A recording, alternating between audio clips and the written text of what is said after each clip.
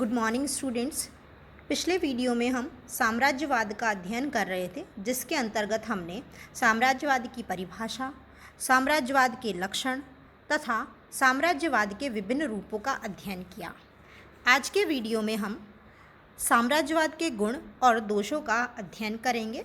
सर्वप्रथम हम साम्राज्यवाद के गुणों का अध्ययन करते हैं। कुछ विद्वानों ने साम्राज्यवाद के अनेक गुण बताए हैं, जिनमें से प्रमुख गुण इस प्रकार हैं।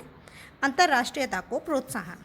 साम्राज्यवाद से विश्व एकता के आदर्श को प्रोत्साहन मिलता है तथा इस आदर्श की सफलता के लिए आवश्यक परिस्थितियों का निर्माण हुआ है। इसमें विभिन्न धर्मों, भाषाओं व नस्लों के राष्ट्र शामिल होते हैं, इसीलिए एकता की भावना स्वतः ही पैदा हो जाती है। C.D. बर्न्स के शब्दों में साम्राज्यवाद स्थानीय राजनीति की संकीर्णता को नष्ट करता है तथा अंतर्राष्ट्रीयता और विश्व बंधुत्व का मार्ग प्रशस्त करता है। नेक्स्ट है राजनीतिक एकता।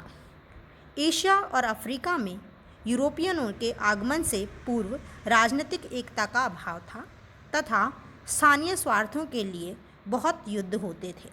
यूरोपियनों ने अपने साम्राज्य में राष्ट्रीय चेतना जागृत की, एकता के सूत्र में बांधा और अराजकता दूर करके शांतिपूर्ण व्यवस्था बनाई, जैसे भारत और अफ्रीकी देशों में। श्वेत जातियों का अभियान। यूरोपीय जातियों का साम्राज्य विस्तार करते समय तर्क होता था कि ईश्वर ने हमें संसार की बर्बर और असभ्य जातियों को सभ्य बनाने का कार्य सौंपा और इसीलिए उसे हम बिना किसी स्वार्थ के पूरा कर रहे हैं। उनका कथन है कि जब हमने इनके देशों में प्रवेश किया था तो ये गैर यूरोपीय जातियां अज्ञान और बर्बरता के अंधकार में फंसी हुई थी। हमने इन्हें साहित्य, दर्शन, यूरोपीय भाषाएं तथा विज्ञान की शिक्षा देकर सभ्य बनाया है। 1873 में इजराइल ने घोषणा की थी कि यह हमारा कर्तव्य है कि हम अफ्रीका को सभ्य बनाने में हाथ बटाएं।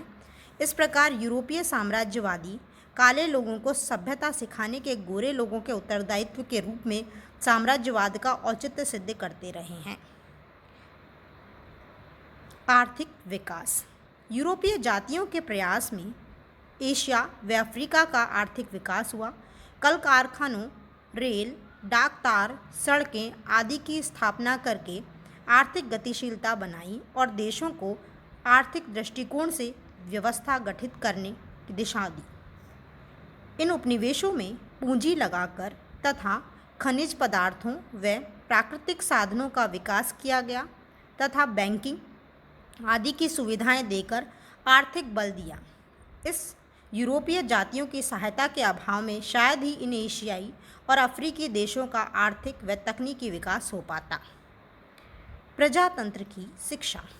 साम्राज्यवादियों का कथन है कि अफ्रीका व एशियाई देशों को प्रजातंत्र की शिक्षा यूरोपीय जातियों से ही मिली, क्योंकि यूरोपीय जातियों में स्वशासन तथा लोकतंत्र की भावनाएं अत्यधिक सुदृढ़ हैं। भारतीय प्रजातंत्रवाद भी अंग्रेजों की ही देन कहा जाता है। प्राकृतिक नियम। प्राकृतिक नियम भी साम्राज्यवादी प्रसार में काम करता है, जिसके अनुसार जीवन संघर्ष में योग्यता की विजय होती है। हिटलर भी कहता था कि कुछ नस्लें श्रेष्ठ होती हैं जिन्हें ईश्वर ने अन्य पर शासन करने के लिए बनाया है। मुसोलिनी भी कहता था, राष्ट्र एक सावयव है जिसके जीवित रहने के लिए जरूरी है उसकी निरंतर वृद्धि होती रहे। वृद्धि रुकते ही विघटन प्रारंभ हो जाता है। इस प्रकार जो राष्ट्र विस्तार नहीं करते उनका विघटन प्रारंभ हो जाता है। नेक्स्ट है साम्राज्यवाद के दोष। साम्राज्यवाद के दोष कुछ इस प्रकार हैं। साम्राज्यवाद दासता का प्रतीक। साम्राज्यवादियों ने अधीनस्थ देशों की सभ्यता एवं संस्कृति को समाप्त करके अपनी सभ्यता व संस्कृति को आरोपित करने का प्रयास किया। वहाँ के नागरिकों को राजनीतिक स्वतंत्रता, आत्मसम्मान व आत्म प्रतिष्ठा से वंचित कर उन्हें निंदा व घृणा का पात्र बना दिया। शुमैन के शब्दों में, जब विदेशी शासन का विरोध करने वाले विदेशी विजेताओं से निर्बल रहते हैं, तब तक विरोध का परिणाम अधिकाधिक दमन, विरोध और तानाशाही होता है।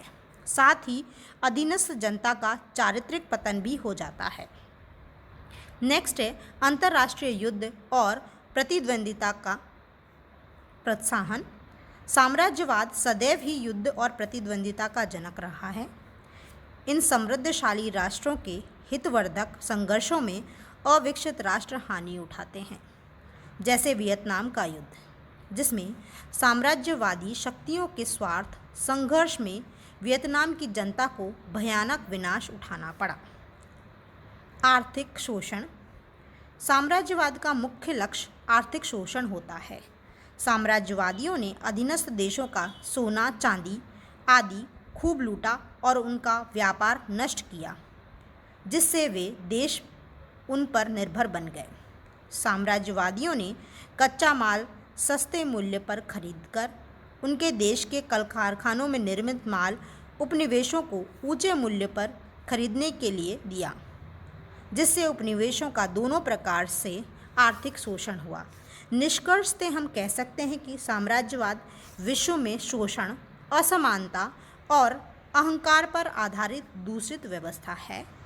यद्यपि 1945 ईस्वी के बाद एशिया और अफ्रीका के देश एक एक करके स्वतंत्र हो गए, फिर भी साम्राज्यवाद अपने नवीन रूप में अभी भी विद्यमान है, जैसे अमेरिका का डॉलर साम्राज्यवाद, पूर्वी यूरोप में सोवियत संघ के पिछलग्गू देशों का गुट, चीन का तिब्बत पर बलपूर्वक अधिकार तथा हिंद चीन में उसका हस्तक्षेप आदि। दक्षिण अफ्रीका और रोडेशिया में अल्पसंख्यक गोरों का शासन भी साम्राज्यवाद का विकृत रूप ही है।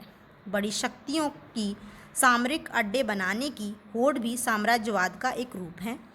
इस प्रतिद्वंदिता से विश्व में स्थायी शांति के लिए खतरा बना रहता है।